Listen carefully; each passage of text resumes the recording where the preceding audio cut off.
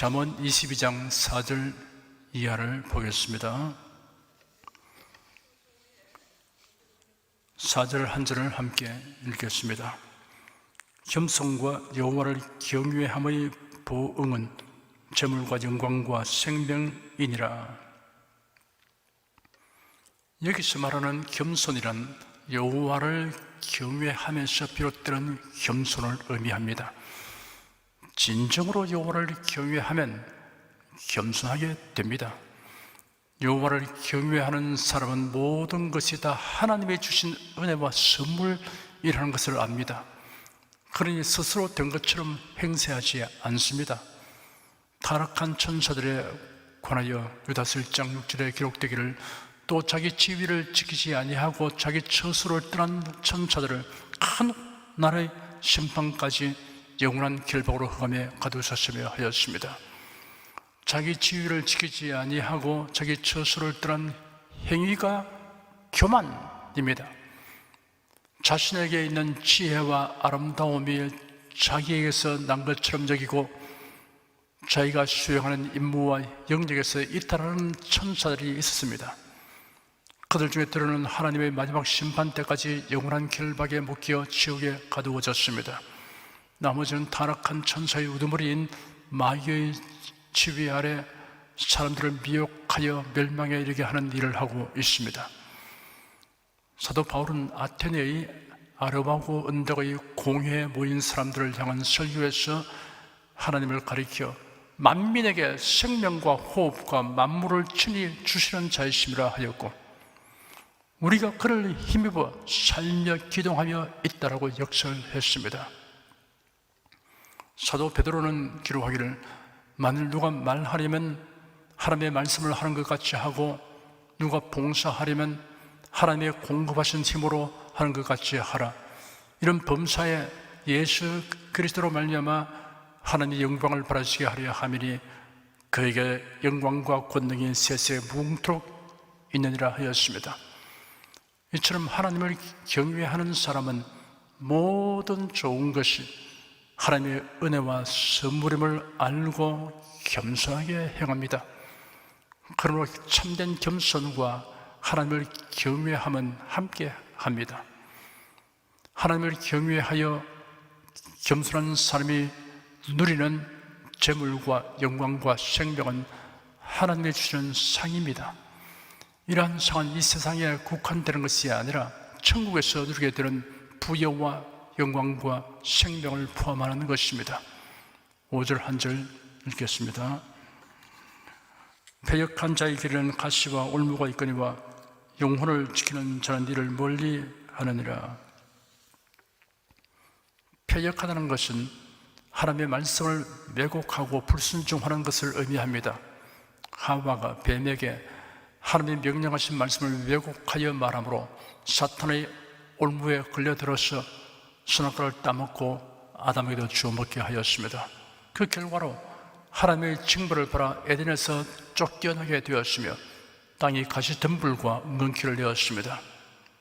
우리가 이런 일을 거울과 경계로 삼아서 패역을 멀리함으로 자신의 영혼을 지켜야 합니다.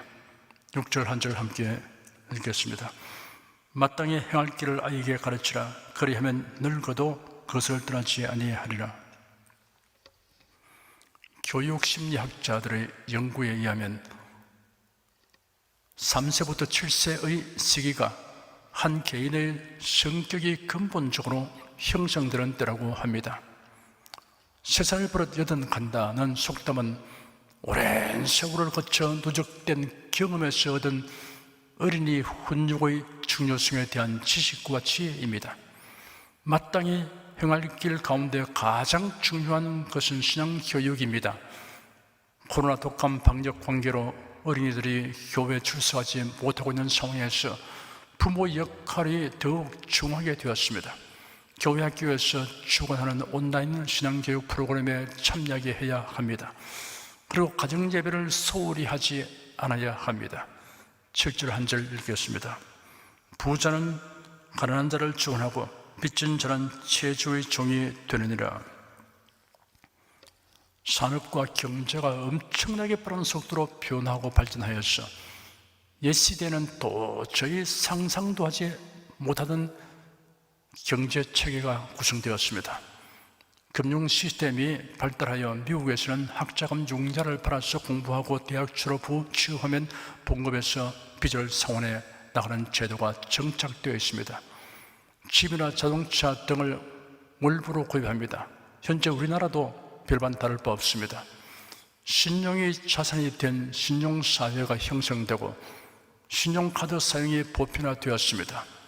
말하자면 빚을 얻기가 용이한 사회가 되었습니다. 그러므로 빚 없는 사람이 없다고 해도 과언이 아닙니다. 하지만 빚지는 것을 삼가도록 경계하는 교훈인 부자는 가난한 자를 주관하고 빚진 자는 채주의 종이 되느니라는 말씀에 오늘날에는 무용하게 된 것이 아닙니다. 확실한 대책도 없이 신용카드를 남용하고 융자 얻기를 즐기면 드디어 습관이 되고 그 종착역은 신용불량자가 되는 것입니다. 로마서 13장 8절에는 피차 사랑의 빚 외에는 아무에게든지 아무 빚도 지지 말라 하였습니다. 그러므로 빚지는 것을 신중히 고려하는 것이 필요합니다. 가급적 빚을 지지 않도록 하되 빚은 힘써 빨리 갚아야 합니다. 사치와 낭비를 배격해야 합니다. 자기 형편에 맞게 생활하고 족하게 여기는 안분지족과 안빈낙도의 경제를 터득해야 합니다. 바울 사도가 디모데에게 보내는 편지에 기록하기를 우리가 먹을 것과 입을 것이 있은즉 족한 줄로 알 것이니라 하였습니다. 세상에 잠시 머물다가 기필코 천국에 가서 영원히 살게 되는 성도다운 자세로 경제생활을 해야 합니다.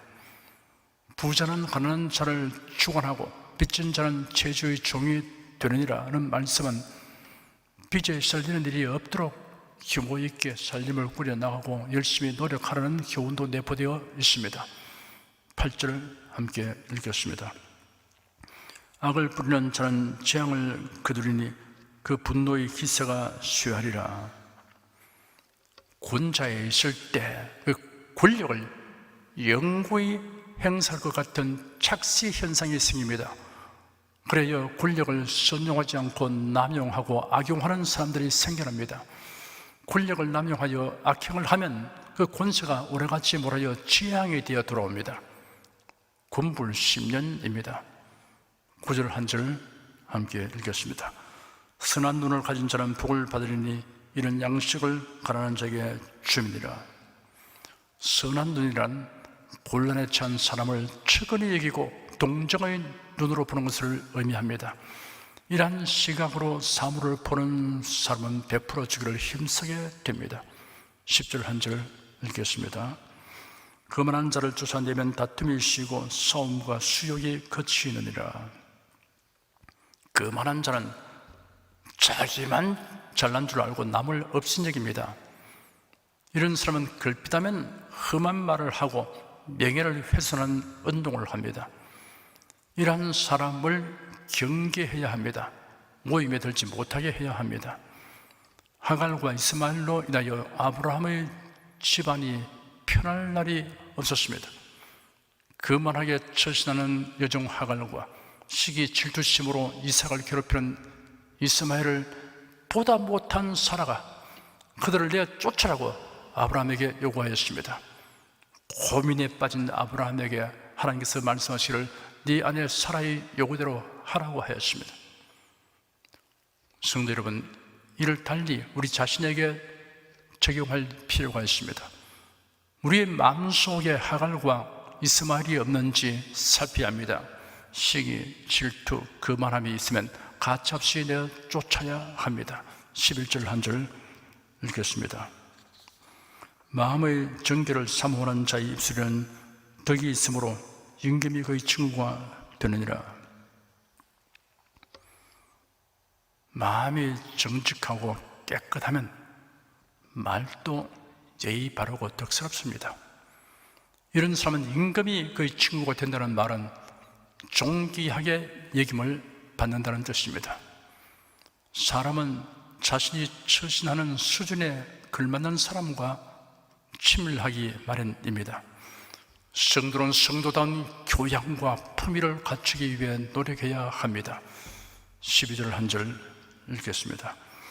여호와께서는 지식 있는 자를 그 눈으로 지키시나 괴사한 자의 말은 피하게 하시느니라. 여기서 지식이란 그 다음에 언급한 괴사한 자의 말과 대조되는 표현에 해당됩니다. 괴사란 교묘한 거짓으로 속임을 뜻하므로 앞에서 언급된 지식이란 진실, 성실의 의미로 해석할 수 있습니다. 하나님은 진리를 따라 성실하게 행하는 자를 주목하시나 괴사한 자의 말은 물리치십니다. 사람은 교묘한 거짓으로 속일 수 있어도 하나님을 속일 수는 없습니다. 13절 한 절 읽겠습니다. 게으른 자는 말하기를 사자가 밖에 있은즉 내가 나가면 거리에서 죽이겠다 하느니라. 밖에 있는 사자보다 속에 있는 게으름이 더 무서운 해를 끼칩니다. 게으른 자는 핑계가 많습니다.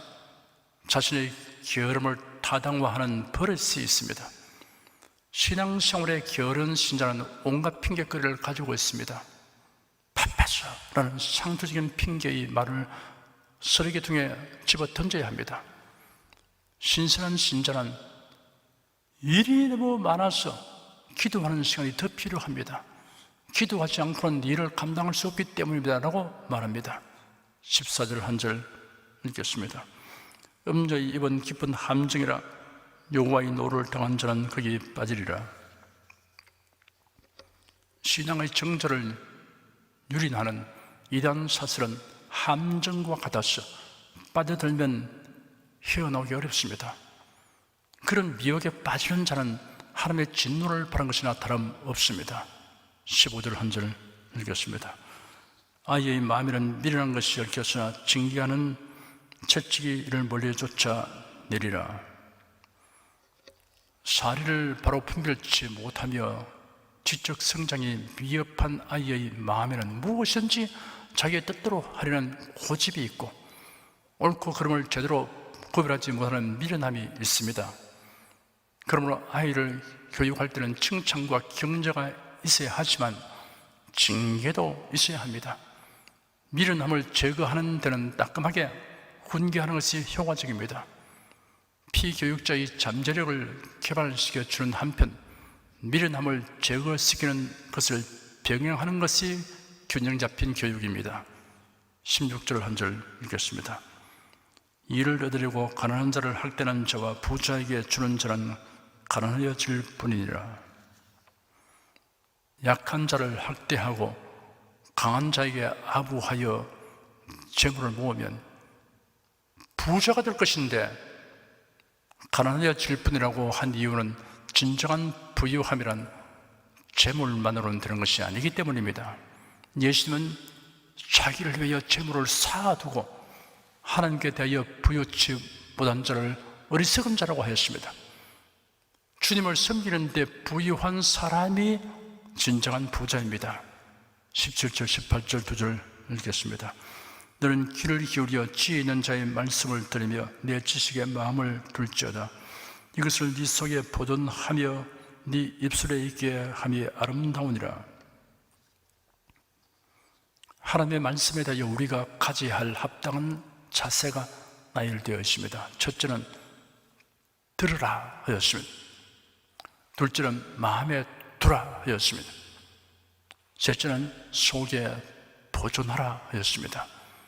넷째는 고백하고 시인하라 하였습니다. 19절에서 21절까지 읽겠습니다.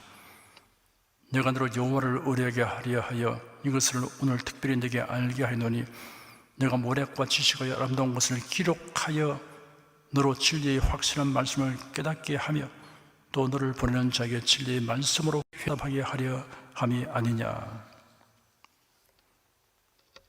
하나님께서 기록된 말씀을 우리에게 주신 세 가지 이유입니다. 첫째는 하나님을 의뢰하게 하려는 것입니다. 하나님이 주신 말씀이 없으면 우리가 하나님을 믿고 의지하는 방도를 알 수 없습니다. 그러므로 하나님을 의지한다는 말은 하나님의 말씀을 믿고 의지한다는 말과 같습니다. 둘째는 하나님의 말씀을 깨닫기까지 거듭하여 살펴볼 수 있게 하려는 것입니다. 사람의 기억력에는 한계가 있습니다. 기록된 말씀은 얼마든지 거듭하여 읽고 그 뜻을 더욱 깊이 깨달을 수 있습니다. 셋째는 그에게 관련된 사람들에게 진리의 말씀을 들려줄 수 있게 하려는 것입니다. 22절, 23절, 2절 읽겠습니다. 약한 자를 약하다고 탈취하지 말며 공고한 자를 성문에서 압제하지 말라. 대지 여호와께서 시온하여 주시고 또 그를 노래하는 자의 생명을 빼앗으시리라. 하나님께서 돌보아 주기를 원하는 자를 해치며 괴롭히는 자는 하나님의 징벌을 받을 각오를 해야 한다는 경고입니다. 24절, 25절, 2절 읽겠습니다. 노를 품는 자와 사귀지 말며 울분한 자와 동행하지 말지니 그 행위를 본받아서 내 영혼을 올무에 바칠까 두려움이니라. 자제력이 없어서 불붙기 쉬운 인화물질 같은 성격을 가진 사람과 사귀는 것을 조심해야 합니다. 사람은 사귀는 사람을 은연중 본받게 되기 때문입니다. 26절, 27절, 2절을 함께 읽겠습니다. 너는 사람으로 더불어 손을 잡지 말며 남의 빚에 보증이 되지 말라. 만일 갚을 것이 없으면 내 누운 침상도 빼앗길 것이라. 네가 어찌 그리 하겠느냐. 빚 보증에 신중하라고 경계하는 말씀입니다. 28절 한 절 읽겠습니다. 네 선조의 세운 옛 지게석을 옮기지 말지니라. 지게석이란 토지의 경계를 나타내는 표식입니다. 율법에 지게석을 옮기는 것을 금지하였습니다. 변경해도 되는 것과 안 되는 것의 분별은 만사에 적용해야 하는 것입니다. 그 모든 것 위에 결코 변경해서는 안 되도록 하나님께서 엄중하게 명령하신 것이 있습니다. 예언의 말씀, 곧 성경입니다. 성경 말씀을 왜곡되게 가르치는 자는 하나님의 형벌 심판을 자초하는 것입니다. 29절 한 절 읽겠습니다. 네가 자기 사업에 근실한 사람을 보았느냐? 이러한 사람은 왕 앞에 설 것이요 천한 자 앞에 서지 아니하리라. 부지런하고 착실한 사람은 어느 사회에서나 인정받고 발탁됩니다. 만왕의 왕이신 우리 주 예수님이 달란트 비유에서 근실한 자에게 이렇게 말씀하셨습니다. 잘하였도다 착하고 충성된 종아, 네가 작은 일에 충성하였으며 내가 많은 것으로 내게 맡기리니 내 주인의 즐거움에 참여할지어다. 기도하겠습니다. 성경 말씀을 읽고 들을 때 성령께서 스승이 되셔서 진리를 깨닫게 하여 주시고 믿음을 더하게 하시니 감사드립니다. 사람이 떡으로만 살 것이 아니요 하나님의 말씀으로 산다는 말씀을 늘 실감합니다. 우리 영혼의 힘을 얻고 더 얻어 저 천국을 향하여 힘차게 전진하게 됩니다. 듣고 깨달은 대로 살아가며 이를 널리 전하도록 성령께서 우리에게 권능을 부어 주시옵소서. 예수 그리스도의 이름으로 기도드립니다. 아멘. 찬송가 539장 부르십시다.